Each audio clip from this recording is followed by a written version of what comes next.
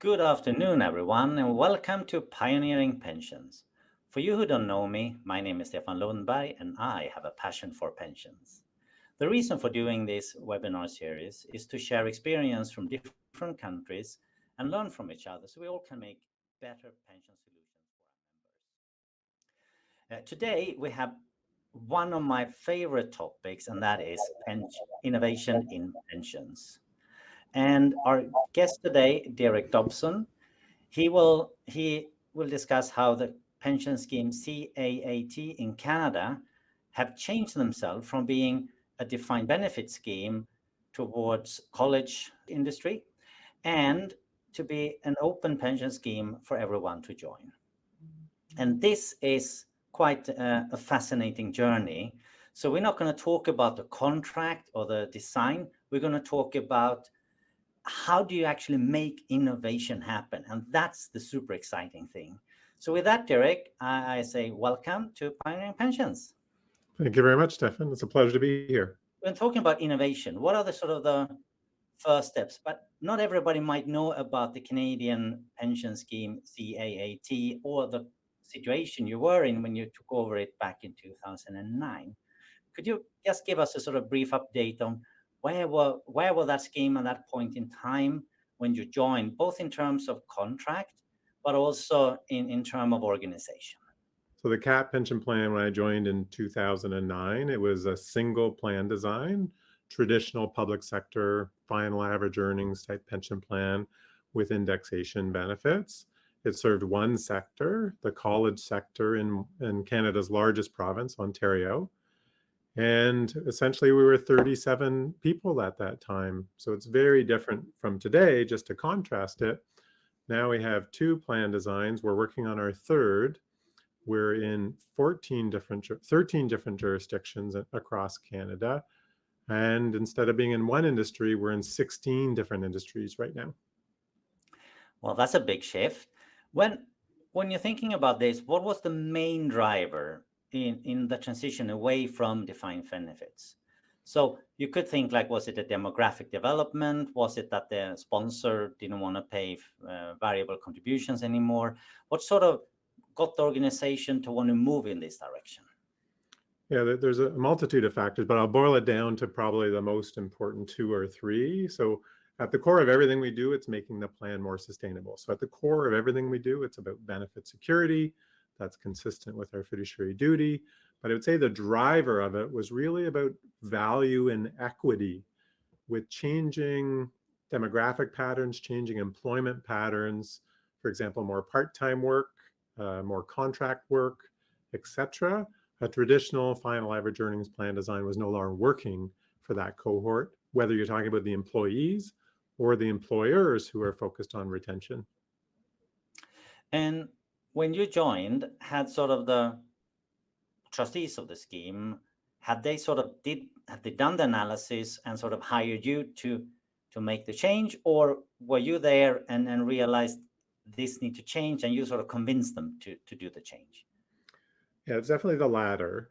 When I joined, so again, context, I joined April 20th, 2009, right? Almost at the bottom of the global financial crisis. So there was one objective when I was being interviewed for this position, and it was, how do we make the plan sustainable? So there's a little bit of focus on both sides of the balance sheet. That was one of the triggers. Clearly a lot of focus on the investment sustainability. And we also had solvency funding, which was a real problem for the plan. So job one, when I started, was really getting rid of solvency funding requirements with our other jointly sponsored pension plans in Ontario. And that really put us on a path to eventually open up to that value equity type element. So if we didn't have sustainability fixed, we couldn't focus on innovation, improving value to different stakeholders. For us who sort of work in more the UK, can you explain a bit further what you meant when you got away from this solvency requirement? Sure. So a lot of pension plans. So let's take a private sector pension plan. They'll have accounting, funding, they'll have going concern, assuming the entity continues uninterrupted, and they'll have solvency or wind up valuations as if the plan was going to terminate. And being originally a public sector plan with no risk, like a zero probability risk of wind up, this solvency funding, which was relevant for the private sector because those plans could wind up, it was being applied to the public sector schemes as well. And it didn't make sense. So we did work with the government and the regulators to show it was actually making the plan less sustainable and more costly by having this requirement. And hence they gave us solvency exemption for our type of plan.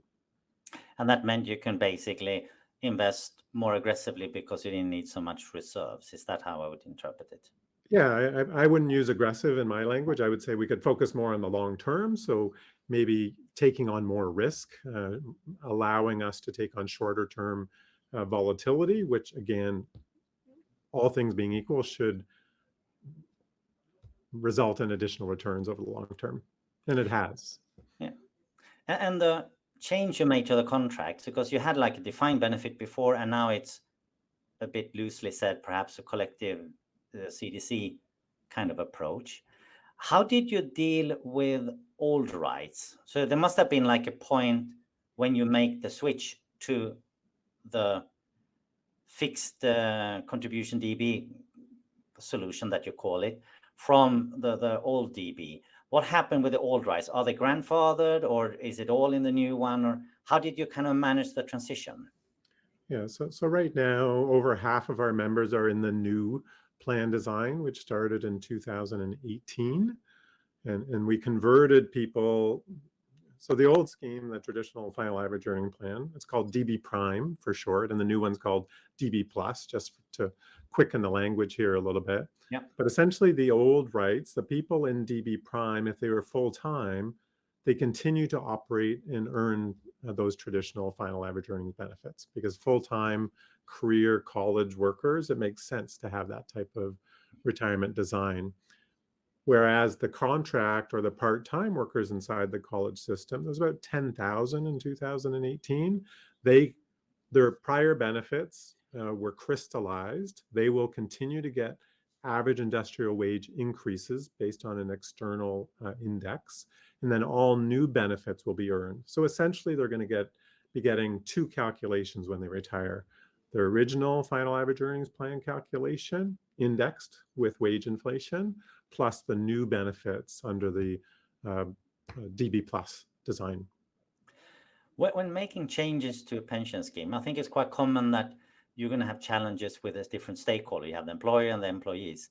How did this go down, your kind of idea of making the scheme more sustainable with the key stakeholders? Yeah, pacing was very important, and we've always been a very transparent pension plan. So our evaluation results are online, our plan text is online, etc. So we continue to go that transparency route and pacing out the discussions. And we didn't actually say this is where we're going. We said this is where we would like to go. What's in it for you? A lot of analysis, a lot of examples, illustrations for members to show how they're better off, more benefits and less contributions in the new scheme for their type of work.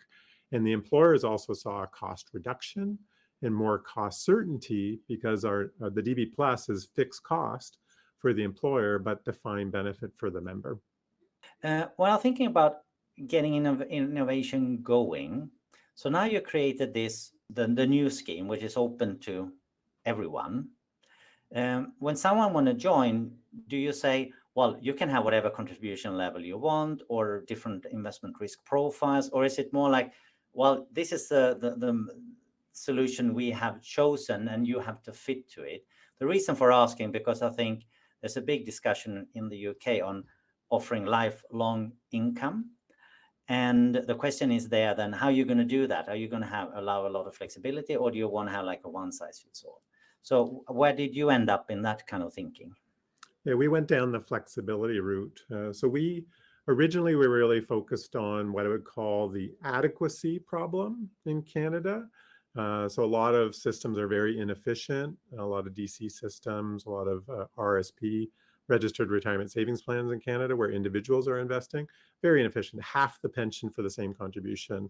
So we were focusing on this adequacy issue. And when we started, and this is part of the innovation of making minor steps. If I was to forecast back where we are today, I would have never guessed where we are today. We would never put that down on paper because the change would have been too much. So we started off with contribution rates equal between members and employers, at least 6% each side, maximum 9% each side.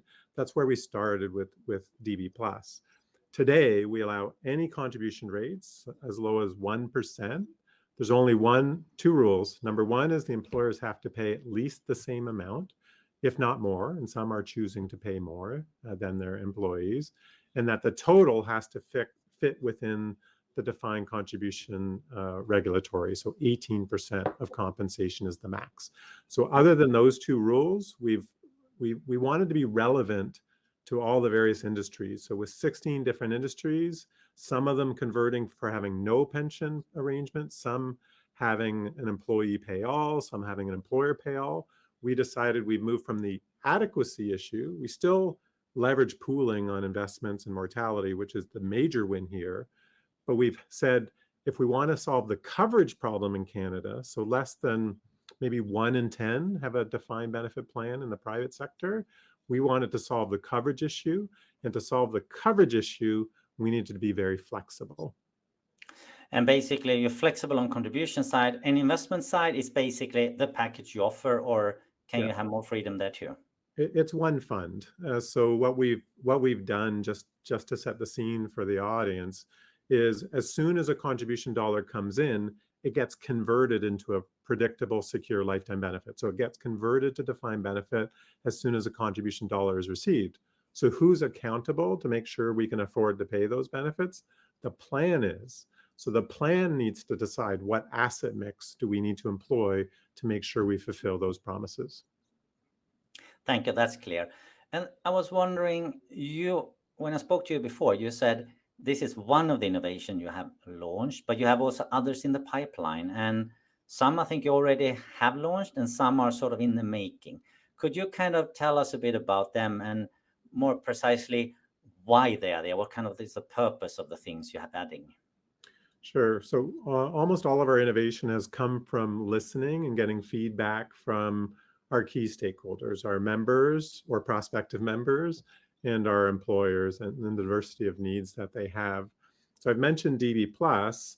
We now also allow that to be contribution choice. So beginning of 2022, we now let members choose between an employer sets up the menu of what the contribution rates match will be, and then the employees decide how much they want to contribute, because their life, are they saving for a home? Do they have young children, etc.? So we're giving a little bit more flexibility to meet the changing needs of demographics. So that's DB+ with contribution choice. We also have an innovation where we're going to have individual accounts, so an individual defined contribution account during the accumulation phase, getting the fund rate of return. And then we'll have decumulation options, which still takes advantage of pooling investments, our low fees, pooling longevity. It's called a variable payment life annuity once the regulations in Canada allow it, or a life income fund, which allows members to choose between a minimum and a maximum of how much they want to withdraw each year. But the focus of the plan is on lifetime income. Very good. And do you have something also in the pipeline that sort of is not launched yet, or are you not able to tell us about it? Yeah, that's that second point, that individual savings account. We're planning on launching it Q4 of next year. So we've already got a business case approval. We are implementing our systems over the next year. And then we also need regulatory change to permit it in all the jurisdictions that we're participating in. And I was thinking, are there other pension funds in Canada who has done a similar journey? Because to me, it's quite remarkable. You're going from being, a one sector defined benefit scheme and open it up. Are there other examples of funds that you would sort of think has inspired you or, done similar stuff? Yeah, there are. I would think that because of our governance structure, which is independent of government, it allows us to move a little bit more boldly, I would think, than some of our peer plans who sometimes have government as their sponsor, and there's a little bit of a different risk calculation there. So, for example, OP Trust, they are opened up to Ontario, our province, for the not-for-profit sector.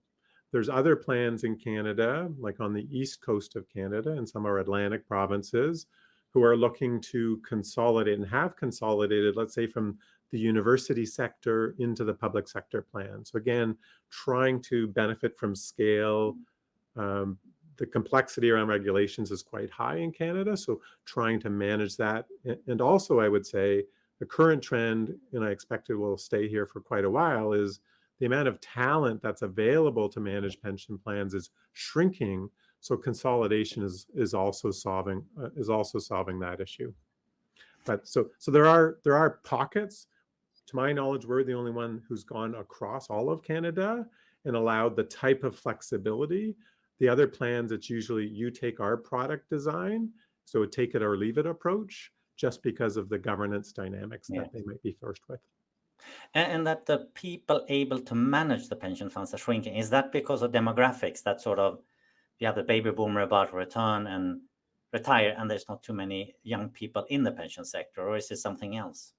Yeah, I think there's many of those things that you mentioned. I think there was some offshoring of pension consulting services, for example. So that would shrink the pool of people learning and developing through there. And also, because private sector pension plans in Canada have been shrinking over time, or been winding up, or been freezing, etc., the types of skills that you might have saw 30 or 40 years ago aren't being developed right now. So I think the talent pool is shrinking. But I would also mention that a lot of the larger pension plans like ours, we've been onboarding a lot of those resources as well, where 20 years ago, 25 years ago, it was quite rare to have, for example, actuarial skills inside a pension plan. I would say almost all pension plans have actuarial skills inside that. So it's a little bit of both, a bit of demographics, fewer supply, but also a higher demand in some areas. Interesting, because I think everywhere in the world where we have consolidation of pensions, we're probably going to see a similar trend. And I think what's interesting to say that if you consolidate, there's going to be few people around servicing pension, and therefore you have a smaller pool to pull from. So consolidation might actually be a blessing and a curse. Let's look at innovation in practice. We have a question from Jerry Moriarty. He has a question to you, but instead of me repeating it, let's roll the tape.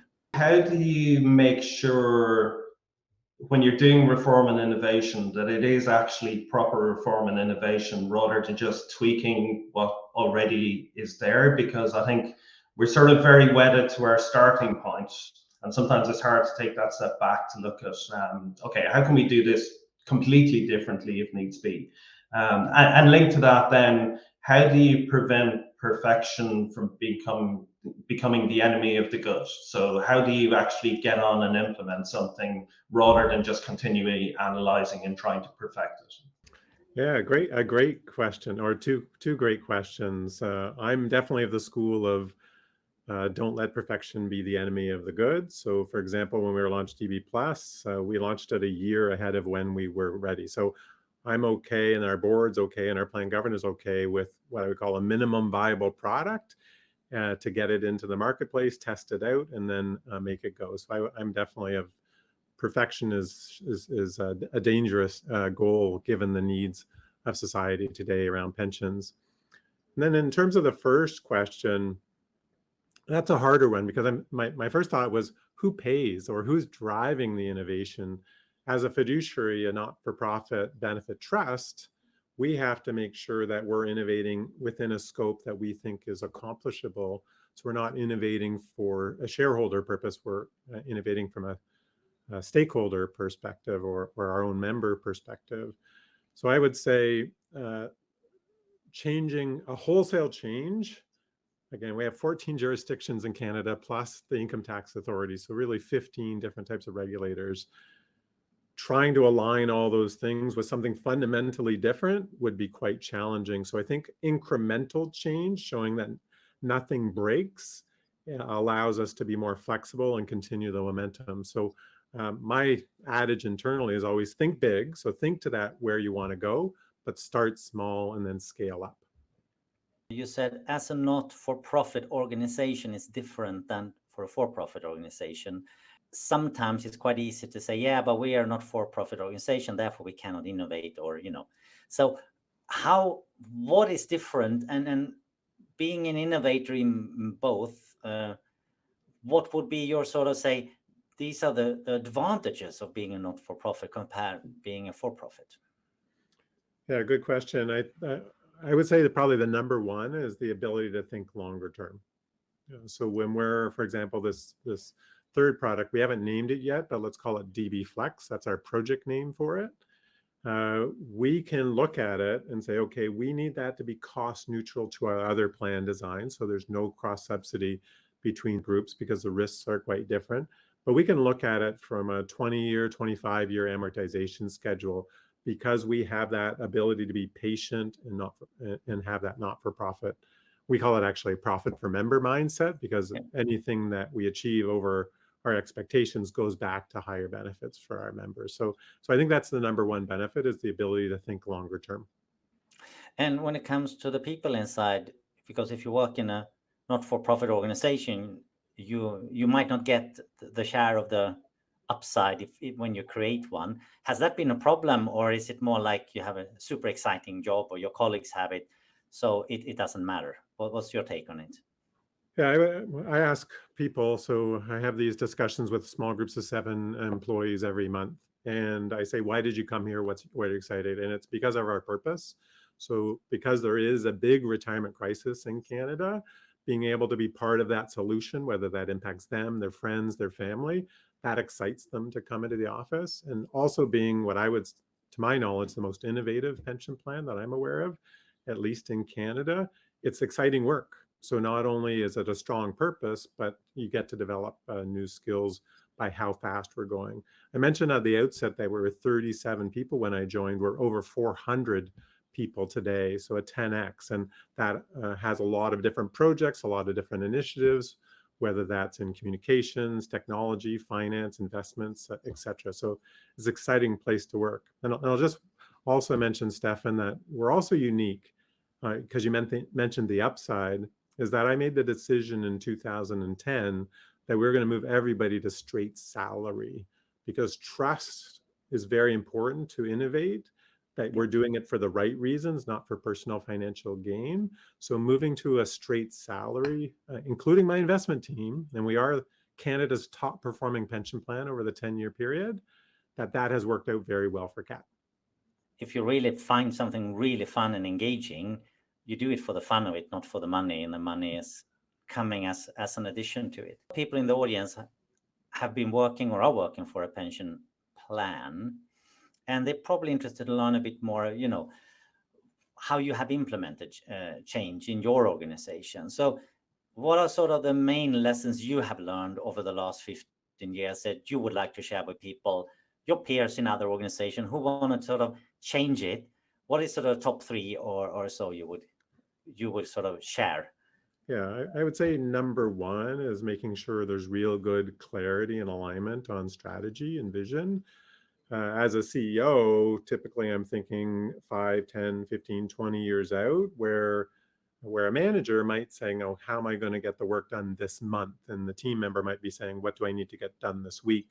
So creating a lot of room for conversations. I follow a traditional change management approach. So when we launched DB Plus in 2018, we had a very big focus on communication and change management to the whole organization. We implemented town halls. We have newsletters. So I would say the number one lesson is, do not underestimate, even if it's the best idea in the world, do not underestimate change management needs and communication needs, and the necessity to repeat communication messages over and over. So we do pulse surveys on, do I understand the strategy? Am I aligned to the strategy? Do I understand how I contribute to the strategy, as examples? And there is volatility in those numbers based on the frequency of your messages. So I would say that would be number one: communicate, communicate, communicate. Number two is probably pacing. I often say, I'm okay bending the organization because change is difficult, even positive change, but breaking the organization can be disastrous. So really figuring out how much pace the organization can afford. And number three, and this was a lesson after many years of what I would call some pain points, a lot of extra hours, is early on, we will let it happen and then we will resource it. So that almost created burnout in the organization. Now we're very much of do the analysis, have a good expectation of what you think the take-up rate will be, and resource in advance. I'm not going to say we've got any of those three things perfect, but those are three things that I have much more focus on today. Very good. I was thinking, what are the things you shouldn't do? Now it sounds like an employment interview, but I think it's a very good question. So now, what are the things you've learned that don't do this, ladies and gentlemen? Yeah, so the pacing, I'll come back to that as the number one piece, is do not have a set schedule in your mind, because I work in a multi-stakeholder environment. So again, think big, start small, scale up, and be patient in regards to the patient, because you want everybody aligned and along for that journey. And in our governance structure, so we have two boards. The second board, each member has a veto. So you need 100% agreement on how you're going to move forward. And to have a timeline with a deadline there would not be good. So I would say pacing is very important. And I would also say number two is don't fall in love with the solution, because it can change and evolve based on conversations that are happening. So I would say don't think you have the solution going in. Have some principles, have a strong process, make sure you have very broad engagement. So it's really focusing on how to get there rather than what the solution is. And you said also, as a CEO, you are looking ahead. So what is your sort of vision when you're looking into the 2040s, for example? What do you see on the horizon that sort of keep you awake at night? Yeah, there's many things that keep me awake at night, but in the context of the question, I think it's really the needs of employees and the needs of employers are going to fundamentally continue to evolve over time. So suggesting that you have one product that's going to work for a broad set of stakeholders in all circumstances, I think that's not accurate. So just knowing that the percentage of people who are going to need different solutions for different circumstances is going to continue, I believe, to accelerate. So to remain relevant, I think you have to have an innovation and growth mindset. That sounds really interesting. And I think it's time for us to take some questions from the floor. It's from Lawrence. He says, in the new scheme, DB+, what would happen to an annual promised pension benefit if there were a severe market drawdown? You're losing a lot of your assets and it doesn't recover for 2 or more decades. How unlikely that would ever be. So what if you kind of experience a Japan scenario, the markets bang, go down and stay low for a long time? How will your sort of product survive that? Yeah, so that's a tough question. And then that's part of the evolution of where we are in the legislation we're under. So we're under legislation that says we cannot ever reduce accrued benefits as an ongoing plan. So we do asset liability studies and we have a fairly large reserve. So as an $18 billion pension plan, we have close to $5 billion in reserves. So we have a 99 point, the ALM comes out as 100%. As a mathematician, I don't believe it, but the results, so let's call it a 99% probability that scenario won't happen. But we also have, so that's tool number one, large reserves. Tool number two is we have a funding policy. I mentioned briefly that we have a profit per member model. So when the plan does well, we pay extra additional benefits in addition to what we were committing to our members. If the headwinds start, we can start to reduce the extras. So we don't have to necessarily pay those extras if they haven't been earned quite yet. Number third is we use what I would consider quite reasonable assumptions. So our 10-year returns are around 10% per annum, but we're using a discount rate of under 5%. So why am I saying that? The third one is that with a little bit of conservatism, and I know in the context of the Japan scenario, we could discuss that a little bit more, but there is a gap between what we expect on our expected rate of return long term, let's call that 7, between what we're valuing the liabilities at 4.95%, based on our previous actuarial valuation. So those are 3 tools, because we do not have the ability to reduce past benefits. The last tool in our funding policy is that since the contributions are set, like a defined contribution plan, we could promise lower future benefits on a go-forward basis.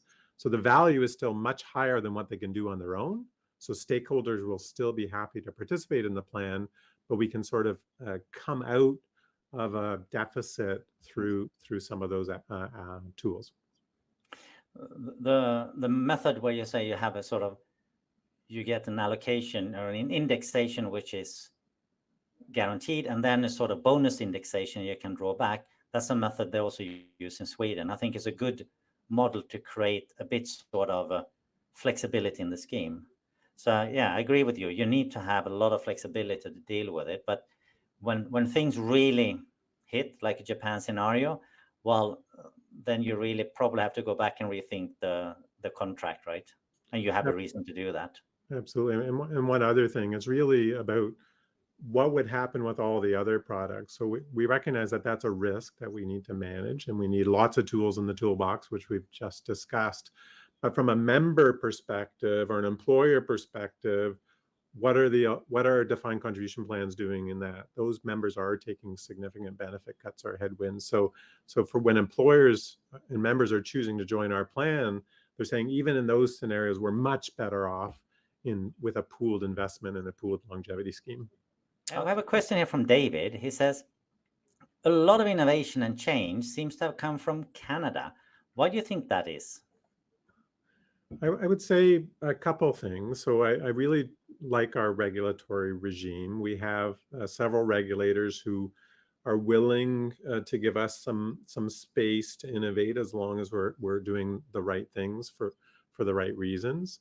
Number 2 is, I think a lot of the pension schemes pay market rates for their leadership teams, so they are able to attract talent, and that talent looks at the various sustainability issues of a pension plan, which include delivering value, security, predictability, etc. And they have a mindset to solve these big problems. So I think, not to say other countries don't have those as well, they absolutely do, but I think Canadian pensions, I'm not going to say we're competitive with each other, but as different pension plans innovate, there's a lot of Canadian model or Maple model pension innovation that happens by looking at each other and talking with each other very openly. And it's probably that since a lot of people are doing it, it's also a safe thing to do, right? So exactly. Akim has a question here. Do you think your innovation would have worked without the flexibility of the regulator relaxing the regulation? It would have taken a lot longer, for sure. I think we work both on the political side and the technocrat side, and with the regulators as well. So there's a lot of parties in there. But I think eventually we would have got to the same place, but it would have taken a lot longer. So persistence would prevail. I think so, because ultimately the demand from employers and members would create some sort of political pressure, which would then create new legislation. So it would just take a lot longer. Here's another question from David. It says, I think you said that you operate over 9 jurisdictions and need to bring them all into line to implement change. What have been the challenges and how have you overcome them? Yeah, so we have 13 jurisdictions. So we have 10 provinces, 3 territories, plus the federally regulated, plus the Income Tax Act. So there's 15 different pieces of legislation potentially that we need to figure out. So it's quite complex. Our approach is usually looking at where there's leading jurisdictions, where a lot of the other jurisdictions will follow, is to focus first on those jurisdictions. The different regulators have a group called CAPSA, and they meet and talk about various policy reforms. So I think it may seem like there's a lot of dissension and difference, but I would say the differences are mostly on the borders, that the core is really protecting member benefits across all regulators. So the innovations have been more on the tweak side in different jurisdictions rather than at the fundamental level. And here we have a question from Yari. He says, what are the typical contribution rates, and do you encourage employers to increase them if they are low? Yeah, so our contribution rates are as low as 1% member and employer if you are a large employer. Because of course, as a not-for-profit, we have to make sure we also, and we don't pay any, we don't ask for administration fees, etc. So everything's embedded inside the contribution rates. But I would say the median in Canada, if they're converting from a defined contribution, is around 5% member, 5% employer.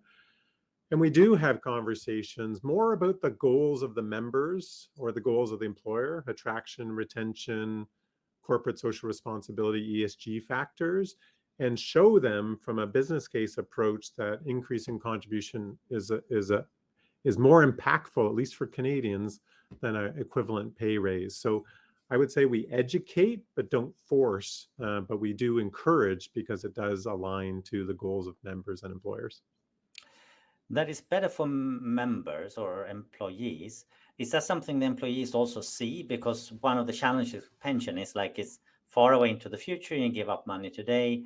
How do sort of the average person working and saying it's a great thing I put in more into pensions. How do you sort of sell it, or the employers?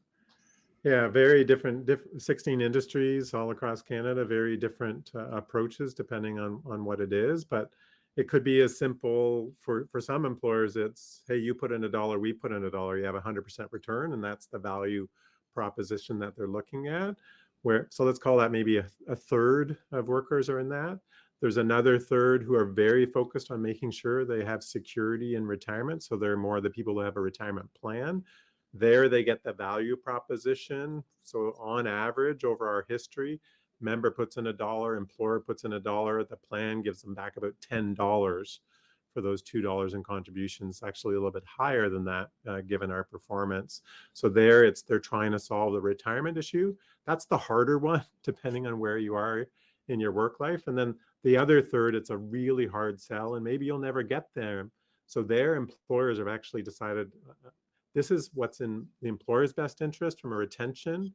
It's also ultimately in the member's best interest. So they basically force it on a mandatory. So different approaches for different cohorts. And I'm not going to base those all on ages. It can be industry, it could be location, it could be where they are in their life cycle, kids, no kids, saving for a house. We have a question coming back on the from Lawrence. I think it's a follow-up question here. He says, with a 4.95% discount rate and higher current market interest rates, have you given any thought on annuitizing benefits with an insurance company or doing a full LDI/immunization internally? Yes, is the short answer. We do evaluate that on a quarterly basis. But of course, annuities are based on bonds, plus typically a super standard mortality table, plus of course some profit load as well. So we evaluated about how much risk do we take on, how much value to create through self-insuring some of those risks. So that's a little bit something different for CAAT, in that we are, as I said, a profit for member model, and we have benefit enhancements as the plan does well. So that's the real trade-off. Do we want to trade off potential for benefit enhancements in the future versus trading off for risk or certainty? So we do look at that. The gap that we've tested it several times, the gap is somewhere between, maybe 10 years ago is a 7% gap.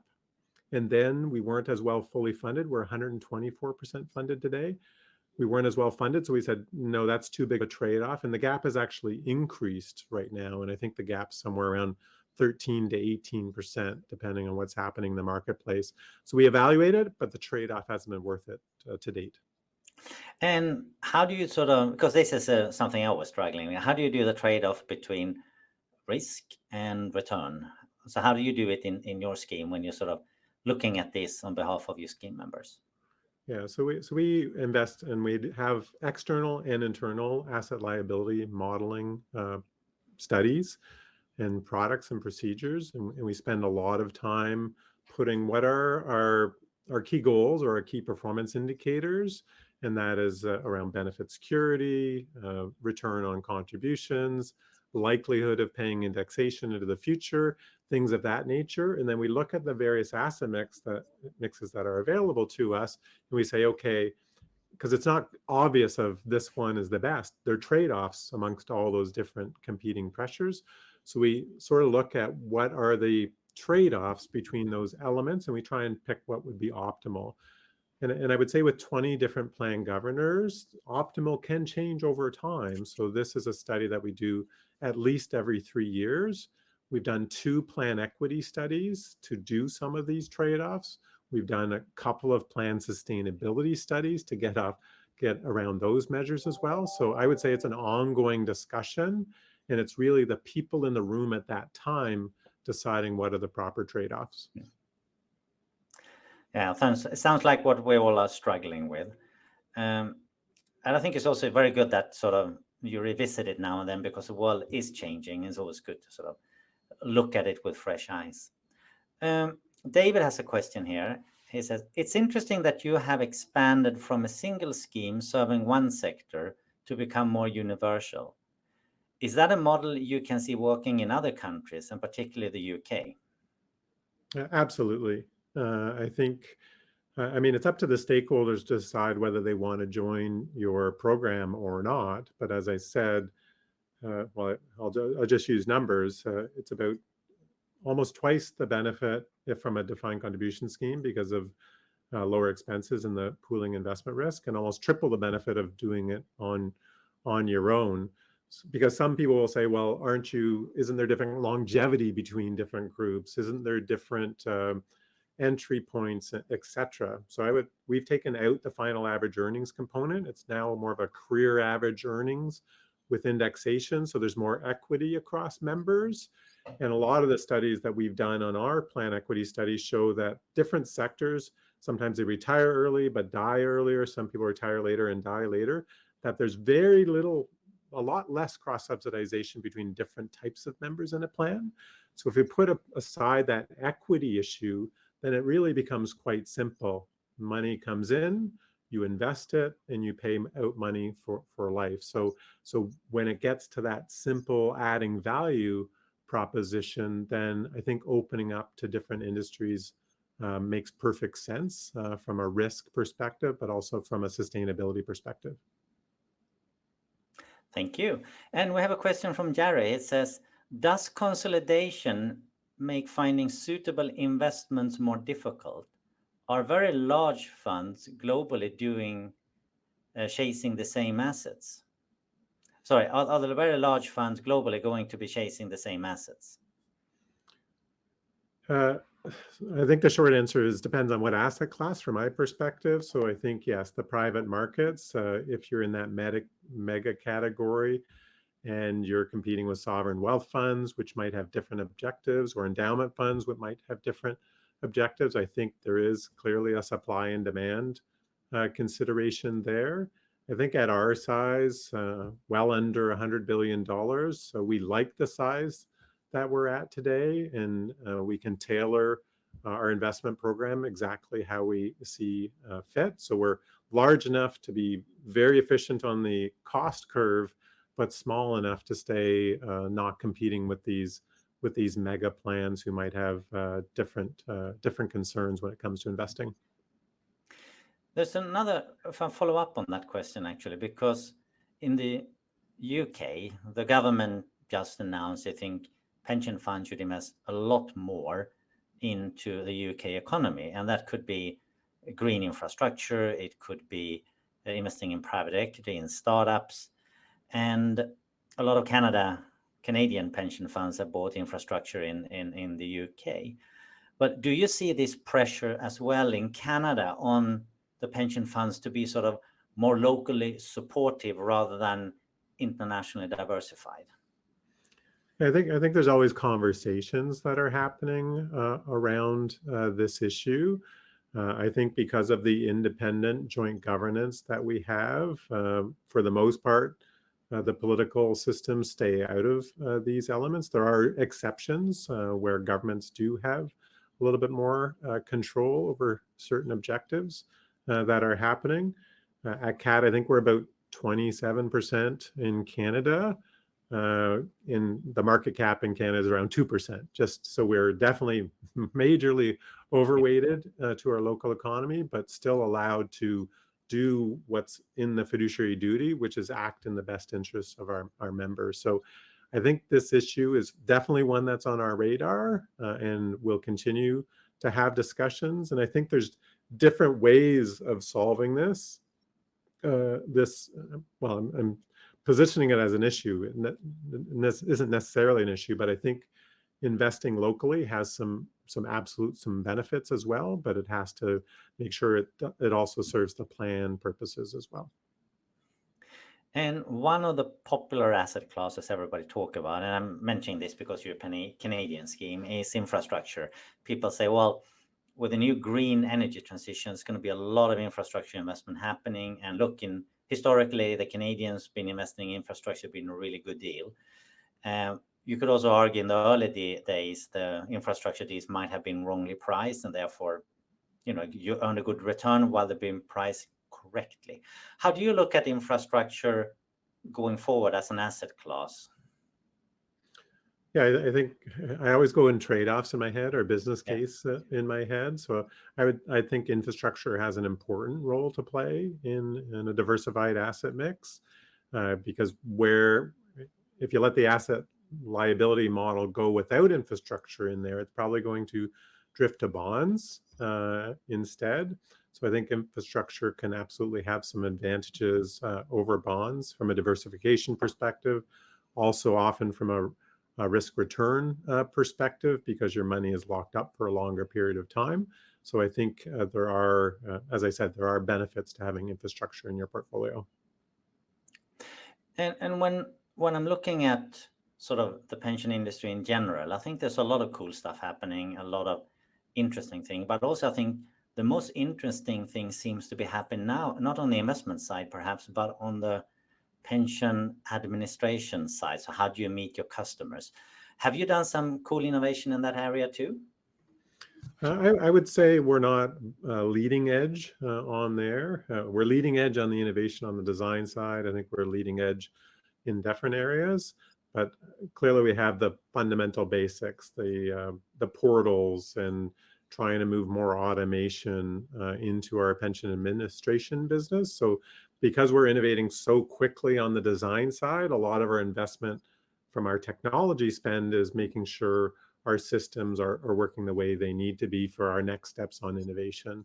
But having said that, we have a long-term strategy at CAAT. It's a 2040 strategy, and that is definitely trying to solve member problems. So retirement income is just one piece of the retirement puzzle. So we've started having discussions about how do you help members retire more holistically.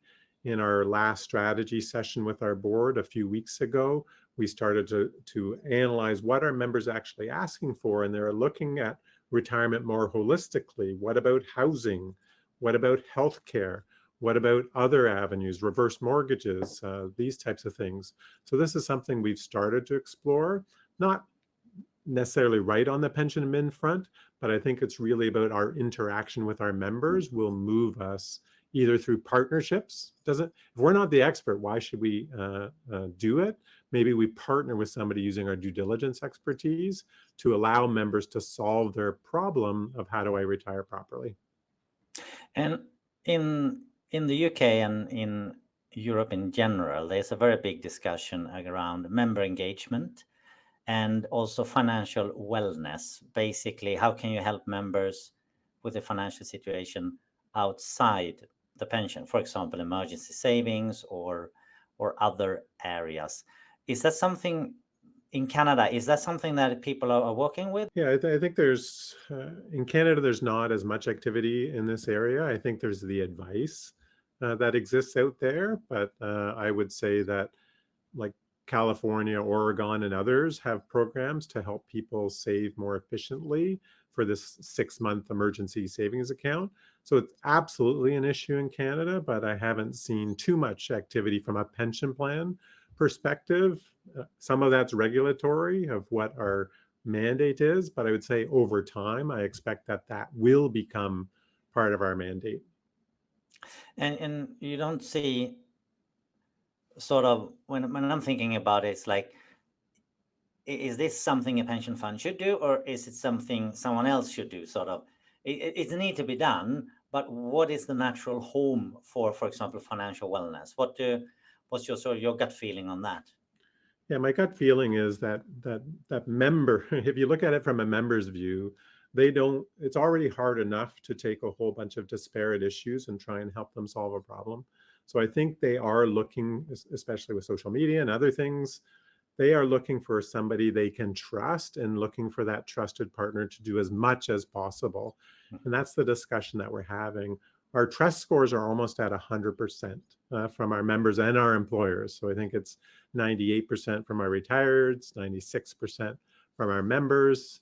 A couple of years ago, our trust scores from our employers were 100%. So if they have these problems, they're going to go to the trusted source who has not-for-profit, straight salary, great performance, good governance. They're going to come to us and ask us to do more. So like all of our innovations, we're listening to the needs of our members and our employers and the broader industry, and then saying, can we do that? What regulatory change do we need to be able to do that? So that's a journey that we are currently on. That sounds super exciting. There is one final question now, and we're not going to ask you that question. You're going to have the chance to ask that to the following guest at Pioneering Pension, and that's Joe Pilger. He's the global pension and retirement leader at Ernst & Young, and he will come to us after the holiday break. So that will be on September 20 at 3 p.m. UK time. So you're all welcome to see what Joe has to say. But what do you, Derek, what is your question to Joe? Yeah, first of all, pass my regards on to Joseph. We've chatted several times. He's looking to solve problems. He is a pioneer as well in there. So my primary question would probably be, given that our current self needs versus our future self needs are quite different, and we tend to focus on our current self, should participation in pension programs be made mandatory across the different schemes? Of course, that is different based on whether your Pillar 1, your government programs are quite robust. It's not as important. But in Canada, the Pillar 1 systems are basically just anti-poverty measures. So that would be my big question, would be, should pension programs workplace pension programs be made mandatory? Thank you, Derek. That was a very good question. And I would like to say a big thank you to everyone in the audience who've been here asking all these good questions. And a really big thank you to you, Derek, to come here and share your experience. And it was very exciting and inspiring to hear how you can change stuff in a good way in a not-for-profit organization with flat salaries and a long-term focus. So once more, thanks, Derek, for coming here and sharing your wisdom. It's been a great pleasure. I enjoyed it. And thank you, everyone, and hope to see you next time.